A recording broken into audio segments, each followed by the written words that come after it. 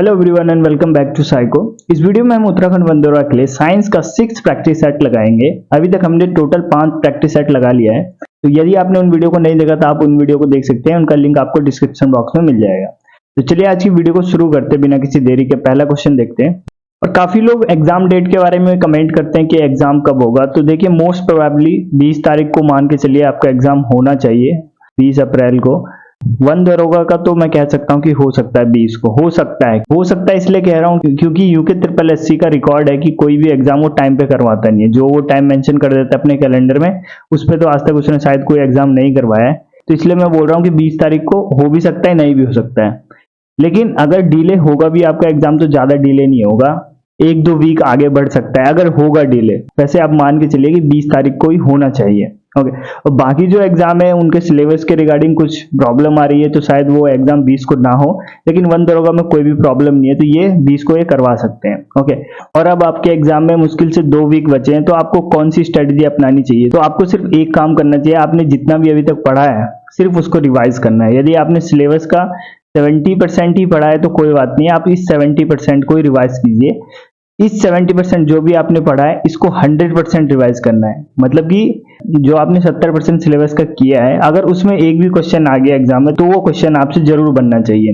Okay, अभी इस time आपको नया कुछ भी नहीं देखना है। जो आपने पहले नोट्स अपना बनाना है सिर्फ वहां से पढ़ना है। अगर आपको नया कुछ भी देखना है तो आप प्रैक्टिस सेट लगा सकते हैं। प्रैक्टिस सेट के अलावा आपको नया थ्योरी में कुछ भी नहीं पढ़ना है। ओके, तो चलिए शुरू करते हैं आज की वीडियो को। पहला क्वेश्चन देखते हैं।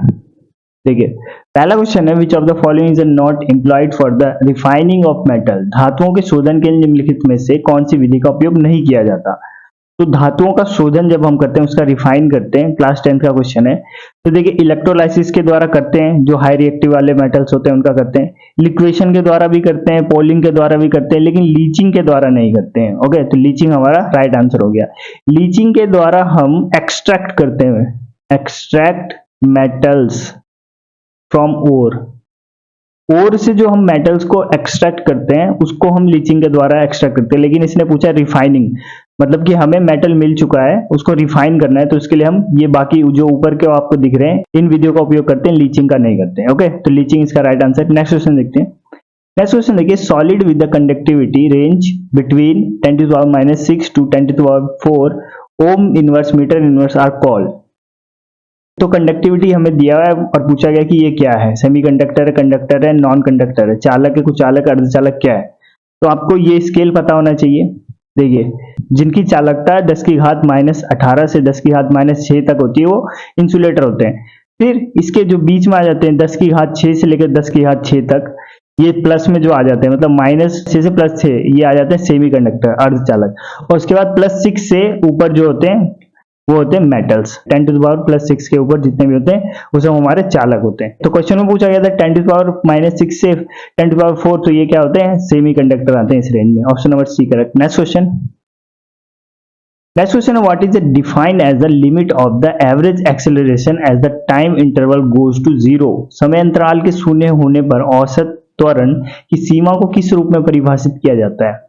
सबसे पहले तो आपको त्वरण पता होना चाहिए। एक्सेलरेशन होता है क्या है? तो वेग में परिवर्तन की दर को त्वरण कहते हैं। ओके, एक फिक्स टाइम में जो वेलोसिटी में जो चेंज हुआ उसी को हम एक्सेलरेशन बोलते हैं। लेकिन यदि वेलोसिटी में चेंज हम मूवमेंट के अकॉर्डिंग देख रहे हैं कि इस पर्टिकुलर मूवमेंट में कितना चेंज हुआ, तो उसको बोलते हैं हम ताक्षणिक त्वरण। इसमें जो इंटरवल होता है, टाइम का जो इंटरवल होता है वो टेंड्स टू 0 की तरफ होता है। यानी हम बोल सकते हैं कि एक पर्टिकुलर मूवमेंट पे, एक क्षण पे जो भी वेलोसिटी में चेंज हो रहा है उसी को हम बोल रहे हैं ताक्षणिक त्वरण। तो ठीक है, तो इसका ऑप्शन नंबर ए करेक्ट हो गया। मूव करते हैं नेक्स्ट क्वेश्चन पे। नेक्स्ट क्वेश्चन देखिए, which hormone is mainly involve in milk ejection? Okay, कई बार करवा दिया ये क्वेश्चन मैंने। देखिए 2 टाइप के हार्मोन रिस्पॉन्सिबल होते हैं मिल्क के रिगार्डिंग। एक होता है प्रोलैक्टिन और एक होता है ऑक्सीटोसिन। प्रोलैक्टिन हार्मोन मिल्क को फॉर्म करता है, यानी बनाता है इसको। मिल्क फॉर्म करने में कौन हार्मोन सहायक होता है? तो प्रोलैक्टिन होता है। ओके, और मिल्क को बाहर निकालने के लिए यानी इजेक्शन के लिए कौन सा हार्मोन रिस्पॉन्सिबल होता है? तो ऑक्सीटोसिन। यही हमसे पूछा गया है, which hormone is mainly involve in milk ejection? Ejection के लिए कौन सा होता है? तो ऑक्सीटोसिन होता है। ऑप्शन नंबर डी करेक्ट है। अगर पूछता कि प्रोडक्शन के लिए किससे बनता है तो प्रोलैक्टिन होता है इसका answer. Next question. Next question, what does gap GAP stand for in terms of Ganga river? Okay, ये क्वेश्चन पिछली बार बंदरों में पूछा गया है। देखिए, गंगा नदी के संदर्भ में गैप का क्या अर्थ होता है? गैप की फुल फॉर्म क्या होता है? तो गंगा एक्शन प्लान होता है। Option number B, Ganga action plan. अब जो गंगा एक्शन प्लान है ये आपके एनसीईआरटी में दिया गया है, इसलिए पूछा गया है। गंगा एक्शन प्लान को 1986 में लाया गया था। उस टाइम के जो पीएम थे राजीव गांधी के द्वारा लाया गया था 1986 में गंगा एक्शन प्लान। इसका उद्देश्य क्या था? कि गंगा की सफाई करना। ओके, नेक्स्ट क्वेश्चन देखते हैं। Next question, focus where the earthquake originated is also called. Focus जहां भूकंप की उत्पत्ति होती है उसको क्या कहा जाता है? तो ये वाला क्वेश्चन मैं आपको ऑलरेडी करवा चुका हूं। देखिए, जैसे कोई भूकंप की उत्पत्ति होती है तो उसमें मेन आपको क्या याद रखना है? एक तो फोकस जहां से उत्पन्न होता है, यानी जमीन के अंदर जहां पे ये उत्पन्न होता है, इसी फोकस को हाइपोसेंटर भी बोला जाता है। हाइपोसेंटर। अब इस हाइपोसेंटर या फोकस से जब 90 डिग्री ऊपर जाते हैं सरफेस पे, अर्थ सरफेस पे, तो वो जो पॉइंट मिलता है उसको बोला जाता है एपिसेंटर। ओके, इसने बोला कि focus where the earthquake originated, जहां से जो भूकंप है उसकी उत्पत्ति होती है तो उसको क्या बोलते हैं? फोकस बोलते हैं या फिर हाइपोसेंटर बोलते हैं। Option number C correct. Next देखते हैं। नेक्स्ट क्वेश्चन है, what is a Sonalika crop develop during the green revolution? Green revolution के दौरान जो सोनालिका क्रॉप है डेवलप हुई थी, ये है क्या? तो ग्रीन रेवोल्यूशन जो कि 1960 के दशक में शुरू की गई थी, इसका मुख्य उद्देश्य था high yielding variety of seeds, जो उच्च पैदावार करने वाले बीज होते हैं उनको डेवलप करना इसका मुख्य उद्देश्य था। और इसी के तहत बहुत सारे बीजों को बनाया गया था, जैसे कि सोनालिका क्रॉप। जो सोनालिका है ये हाई यील्डिंग बीज है। किसका है? ये वीट यानी गेहूं का है। गेहूं का ये पूछा जाता है बार बार। और आपको एक और याद रखना है, IR8 ये है राइस का, चावल का। चावल की जो वैरायटी है हाई यील्डिंग सीड जिसका उपयोग ग्रीन रेवोल्यूशन में किया गया था, वो IR8 है। और सोनालिका इसका एक और नाम पूछा जाता है बार बार एग्जाम में, कल्याण सोना बोले या फिर सोनालिका बोले, ये गेहूं की एक वैरायटी है जिसका उपयोग ग्रीन रेवोल्यूशन में किया गया था। ग्रीन रेवोल्यूशन से और क्या क्या याद रखना है आपको? कि फादर कौन है इसके, वर्ल्ड वाइड फादर कौन है इसके? तो नॉर्मन बोरलॉग। और इंडिया में कौन है? इंडिया में है MS स्वामीनाथन। ठीक है, इतना पता होना चाहिए आपको ग्रीन रेवोल्यूशन के बारे में। तो सोनालिका क्या है? एक सेमी ड्रॉप वीट है, यानी कि गेहूं की एक वैरायटी है। Next question, what is the total number of mega diversity nation in the world? विश्व में सर्वाधिक जैव विविधता वाले राष्ट्रों की कुल संख्या कितनी है? डायरेक्ट याद रखना है, कितनी है? 17 है। और आपको देश बता देता हूं, ये सारे देश हैं, याद करने की जरूरत नहीं है। ठीक, अगर आपके पास टाइम है और आपकी मेमोरी अच्छी तो आप याद कर सकते हो। यूके SSC का कोई भरोसा नहीं, पूछ भी सकता है। और क्या इन 17 में भारत देश भी आता? तो हाँ बिल्कुल, भारत देश भी है एक mega diversity nation. Okay, next question, which of the following plant disease is caused by bacteria? Bacteria के द्वारा प्लांट में होने वाली बीमारी बताना है। तो मैंने आपको एग्रीकल्चर में ट्रिक भी बताया था, जो ब्लाइट मिल जाए कहीं पे, ब्लाइट तो बैक्टीरिया से होता है, तो ऑप्शन नंबर सी इसका करेक्ट हो गया।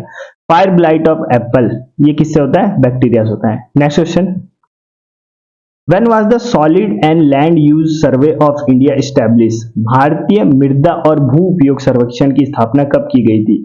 वन दरोगा में पूछा गया क्वेश्चन है पिछली बार। इसकी स्थापना की गई थी 1958 में। इसका हेडक्वार्टर कहां पे मिलेगा आपको? न्यू दिल्ली में मिलेगा।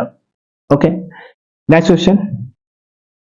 क्वेश्चन है, aldehydes having no alpha hydrogen atoms undergoes aldol condensation, यानी जारो रिएक्शन, रीमर-टीमर रिएक्शन और नन ऑफ द अबव। देखिए, ये क्लास 12th का क्वेश्चन है, पिछली बार पूछा गया था वन दरोगा में। और एक क्वेश्चन नहीं पूछा गया था, कई क्वेश्चन पूछे गए थे यहाँ से। यानी ये जो 3 इक्वेशन है यहाँ से बार बार क्वेश्चन पूछे गए थे, तो क्या पता इस बार भी पूछे जाए। आपको इन 3 इक्वेशन को तो याद करके ही जाना है। देखिए, टेबल है ये, इनको कैसे याद करना है? एक तो आपको अभिकारक याद करना है कि रिएक्टेंट इसमें क्या है, फिर अभिकर्मक क्या है इसमें, और प्रोड्यूस क्या हो रहा है, प्रोडक्ट क्या है इसमें, और इसके एग्जाम्पल भी आपको याद कर लेना है। तो देखिए, सबसे पहले एल्डोल कंडेंसेशन देखते हैं। इसमें देखिए, अभिकारक जो होता है, रिएक्टेंट होता है, एल्डिहाइड और या फिर कीटोन होगा, एल्डिहाइड होगा या कीटोन होगा विद एटलीस्ट 1 अल्फा हाइड्रोजन, जिनमें कम से कम एक अल्फा हाइड्रोजन होना चाहिए। ओके, फिर अभिकर्मक क्या होता है इसमें, तो डाइल्यूट एसिड होता है या फिर बेस होता है, जैसे कि NaOH, KOH या फिर HCl, इसके साथ इसकी अभिक्रिया करवाते हैं तो बनता क्या है, बीटा हाइड्रोक्सी एल्डिहाइड बनता है। अगर हम एल्डिहाइड की करवाते हैं अभिक्रिया, अगर हम कीटोन की करवाते तो बीटा हाइड्रोक्सी कीटोन बनता है, जिसे अगर हम डिहाइड्रेट करें, जो ये प्रोडक्ट बना जिसको हम डिहाइड्रेट करें दोबारा, तो बनता है alpha beta unsaturated carbonyl compound, ये बनता है।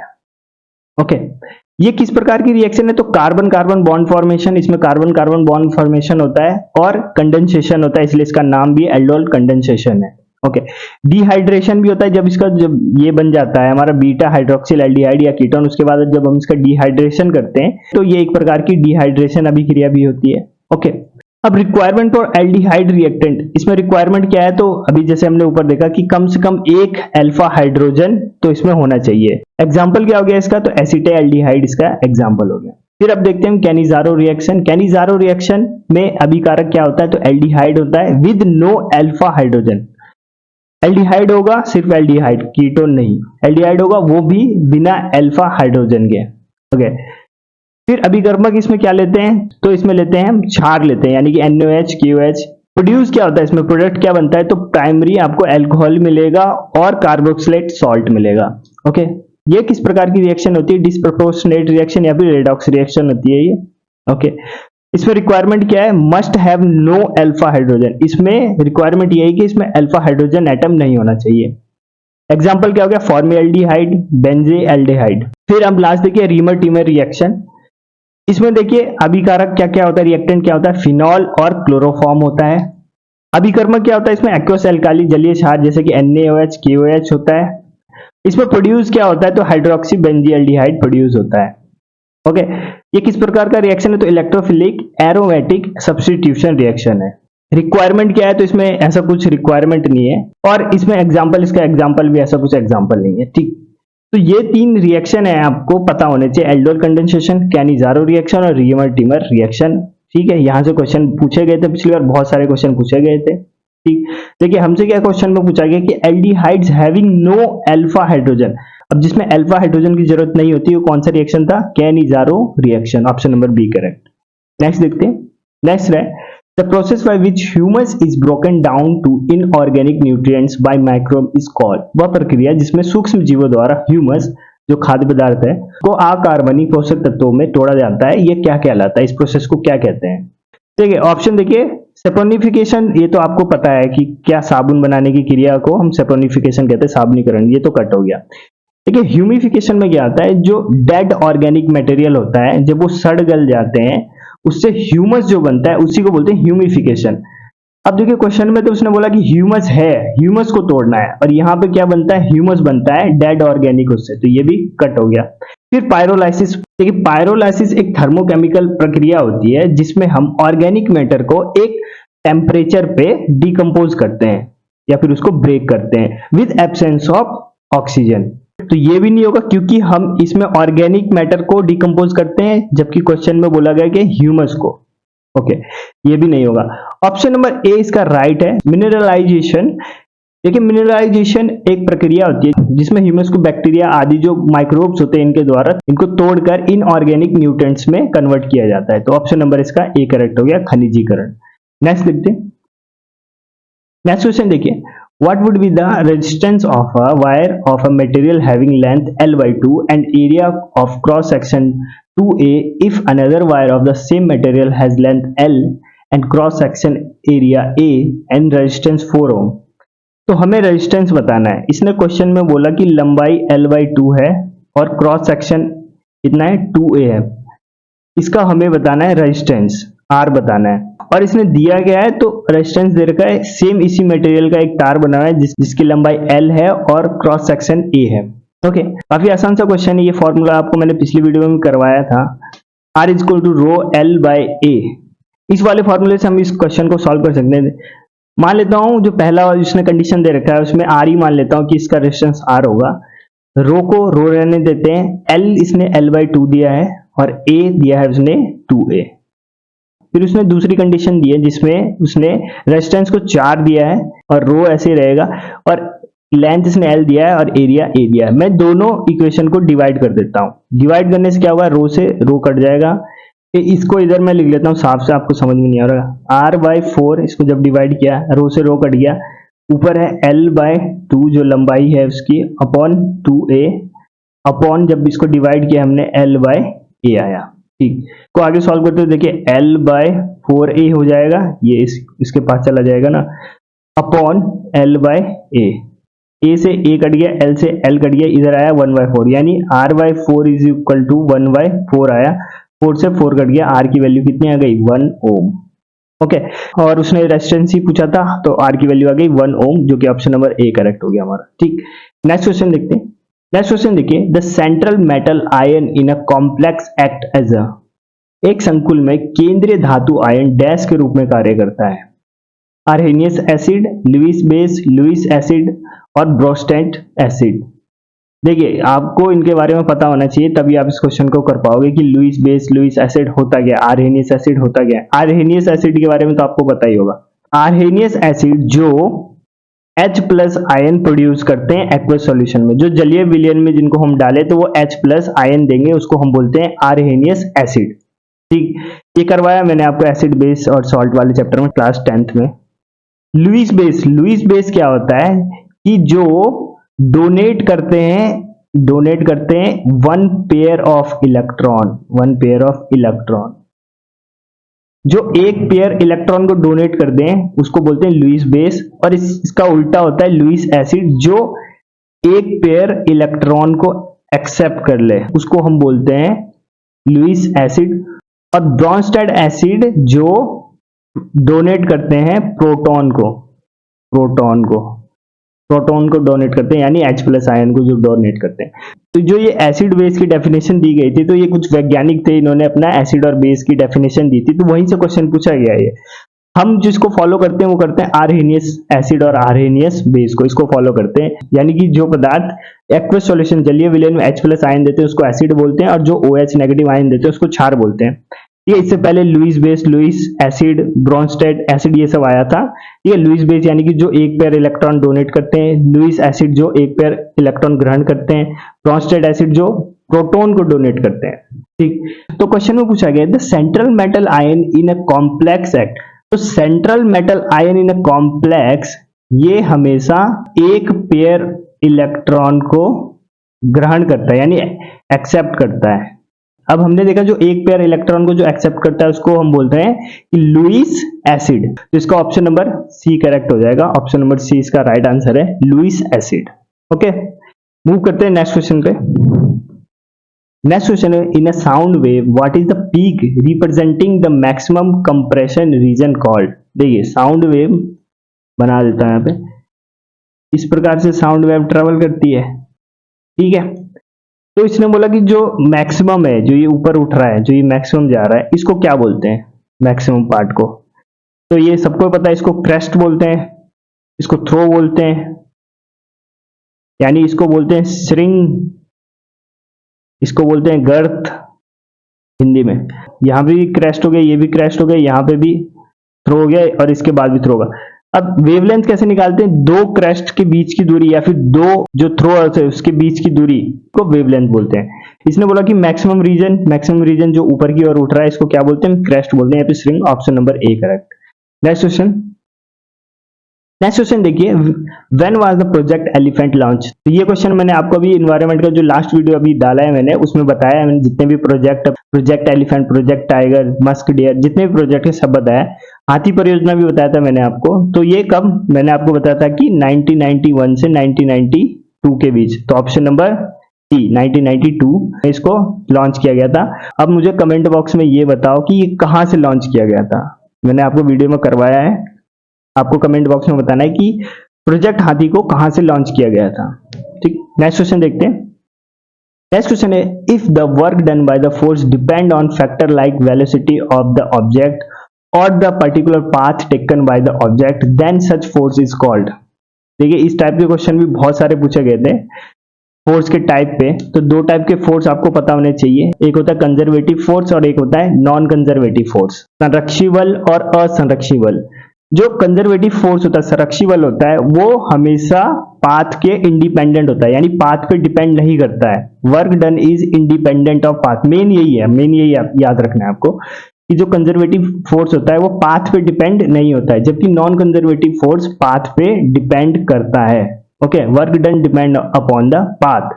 फिर सेकंड इसमें डिफरेंस देखिए, work done in round trip is zero conservative में, जबकि work done in round trip is not zero in non conservative, क्योंकि ये पाथ पे डिपेंड करता है। फिर total energy remain constant conservative में, और energy is dissipated as heat energy non conservative में। ठीक है, ये डिफरेंस मैंने आपको कई बार बताया है ऑलरेडी। इसमें जो आपको मेन है, एक तो आपको ये पता होना चाहिए पहला पॉइंट, और दूसरा इसके एग्जाम्पल मैं आपको बता देता हूं, बाकी आप ये पढ़ लेना। देखिए एग्जाम्पल कंजर्वेटिव का हो गया, जैसे electrostatic force, electrostatics force conservative का एग्जांपल हो गया। साथ में ग्रेविटेशन, गुरुत्वाकर्षण बल, ग्रेविटेशन फोर्स, ये भी इसका एग्जांपल हो गया कंजर्वेटिव का। नॉन कंजर्वेटिव का एग्जांपल हो गया विस्कस फोर्स और घर्षण बल, फ्रिक्शनल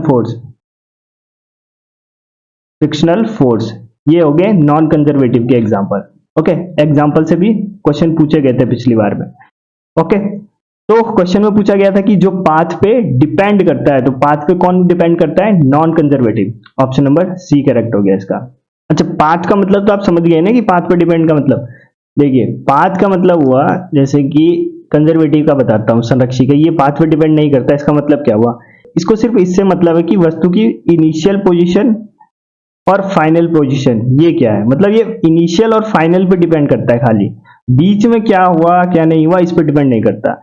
जबकि जो पाथ पे डिपेंड करता है यानी नॉन कंजर्वेटिव, इसमें बीच में क्या क्या हुआ इसके साथ, इस पे भी डिपेंड करता है, इसलिए इसको बोला जाता है कि ये पाथ पे डिपेंड करता है। ठीक, समझ गए? नेक्स्ट क्वेश्चन है, which among the following is an elaborate network of filamentous proteinaceous structure present in the cytoplasm. निम्नलिखित में से कौन कोशिका में मौजूद तंतुमय प्रोटीन संरचनाओं का एक विस्तृत नेटवर्क है?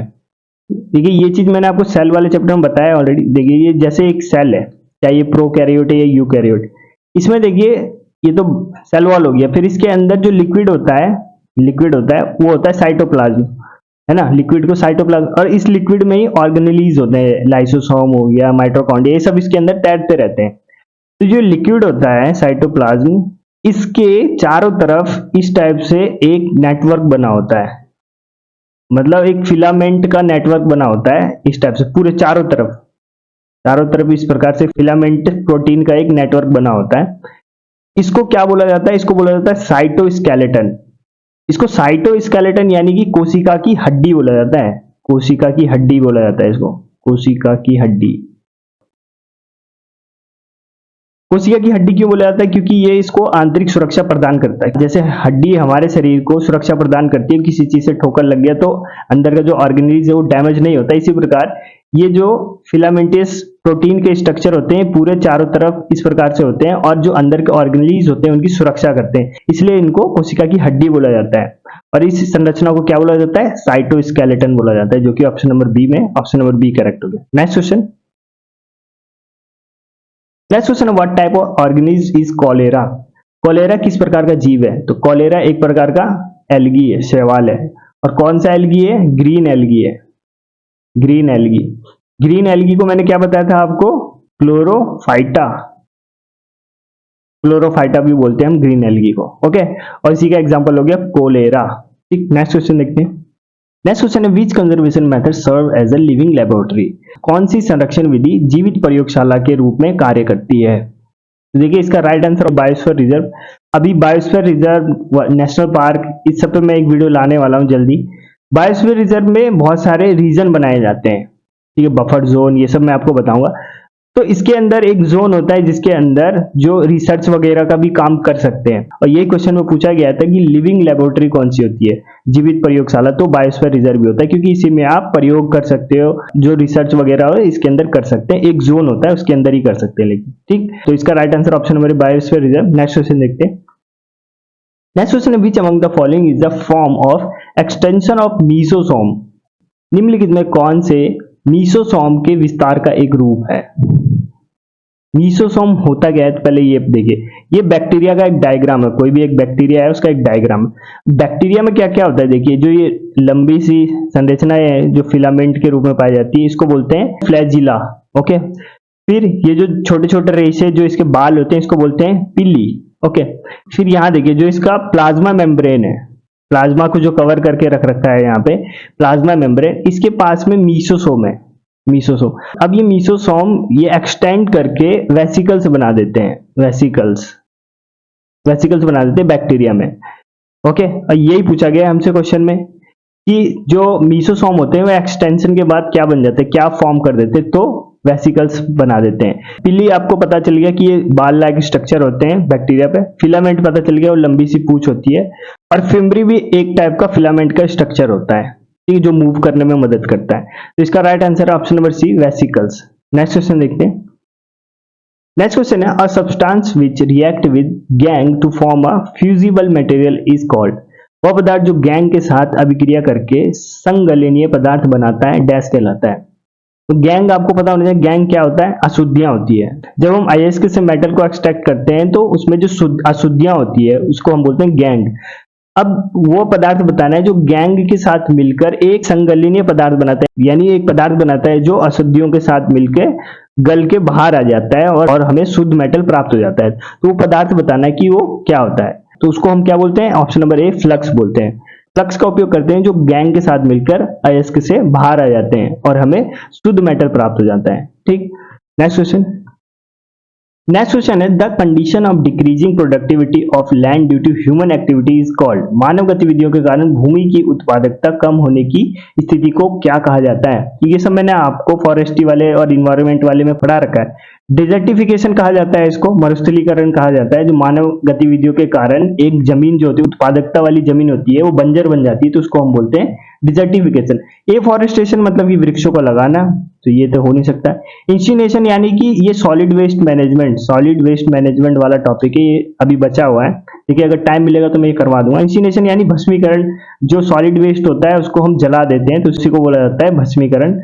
बायो एक्यूमुलेशन ये मैंने आपको ऑलरेडी करवा दिया है, यानी कि जो विषाक्त पदार्थ होता है वो फूड चेन में किस प्रकार से बिहेव करता है। फूड चेन में अगर कोई टॉक्सिक मटेरियल चल जाता है तो उसकी मात्रा बढ़ती रहती है ना, उसी को बोला जाता है बायो एक्यूमुलेशन। ओके, इसका आंसर था option number A, desertification. Next question देखते हैं।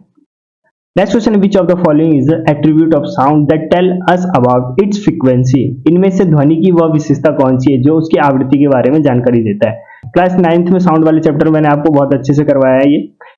तो फ्रीक्वेंसी के बारे में हमें कौन बताता है, तो पिच से हमें फ्रीक्वेंसी के बारे में ज्ञात होता है। ठीक है, ऑप्शन नंबर सी इसका करेक्ट हो गया। नेक्स्ट क्वेश्चन और आज का लास्ट क्वेश्चन है, Who among the following Indian physicists succeeded in producing and observing electromagnetic wave of much shorter wavelength 25 mm to 5 mm? तो कौन से भारतीय भौतिक वैज्ञानिक थे जिन्होंने छोटी तरंग दैर्ध्य वाली चुंबकीय विद्युत चुंबकीय तरंगों का उत्पादन और अवलोकन करने में सफलता प्राप्त की थी। तो कौन थे, ऑप्शन नंबर ए, जगदीश चंद्र बोस, जेसी बोस। आपके एनसीईआरटी में क्लास 9th और क्लास 10th में एनसीईआरटी में बहुत सारे साइंटिस्ट के नाम दिए हुए हैं, बहुत सारे साइंटिस्ट के जीवनी के बारे में, मतलब छोटा छोटा उनके बारे में कुछ लिखा गया है कि साइंटिस्ट थे, इन्होंने ये खोज किया था, कहाँ स्कूलिंग हुई थी, ये सब। तो उन सबको भी आपको तैयार करके जाना है, वहां से भी क्वेश्चन बनता है। ओके, ये क्वेश्चन भी वहीं से पूछा गया है, जेसी बॉस के बारे में दिया हुआ है एनसीईआरटी में, वहीं से क्वेश्चन ये बना है। ओके, तो थैंक यू एवरीवन। अगर आपने इस वीडियो से कुछ सीखा तो इस वीडियो को लाइक करें। मिलते हैं नेक्स्ट वीडियो में। जय हिंद।